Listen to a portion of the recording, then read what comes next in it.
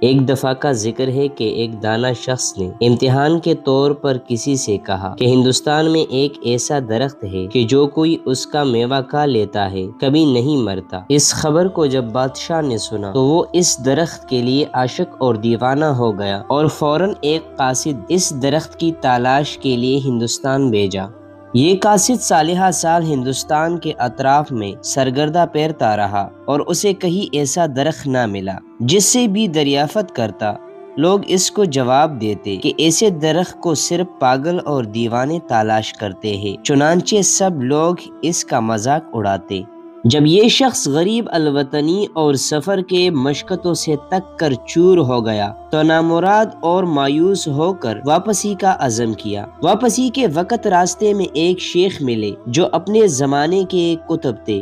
جس مقام پر یہ شخص نادام اور مایوس ہو کر واپسی کا عزم کر رہا تھا وہاں ایک بڑے قطب وقت اور صاحب کرم بزرگ رہتے تھے۔ یہ شخص شیخ کے پاس روتا ہوا حاضر ہوا اور عرض کیا، اے شیخ، میں اپنے مقصد اور مراد میں نا امید ہو گیا ہوں۔ یہ آپ کی مہربانی کا وقت ہے، آپ میرے ساتھ تعاون فرمائے۔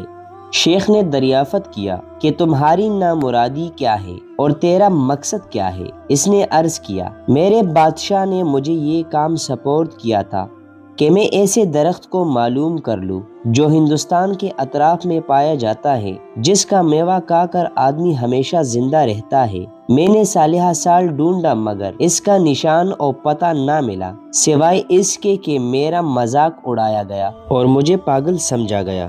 شیخ یہ گفتگو سن کر ہنسا اور اس سے کہا، اے دوست، یہ درخت صرف علم کی نعمت ہے اور علم سے انسان دامی زندگی پاتا ہے اور بے علم آدمی مردے کی طرح ہوتا ہے۔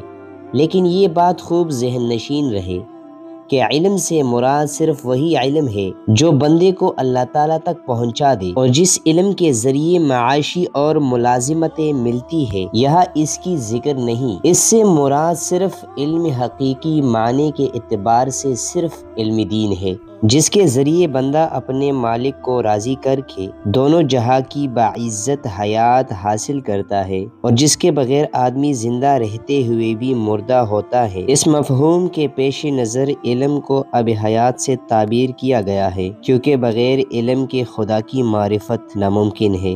اس واقعے سے ہمیں یہ سبق ملتا ہے کہ جو شخص بھی ہمیشہ کی زندگی حاصل کرنا چاہتا ہو وہ علم دین حاصل کرے، جس کے ذریعے سے اللہ تعالیٰ کی پہچان حاصل ہوتی ہے۔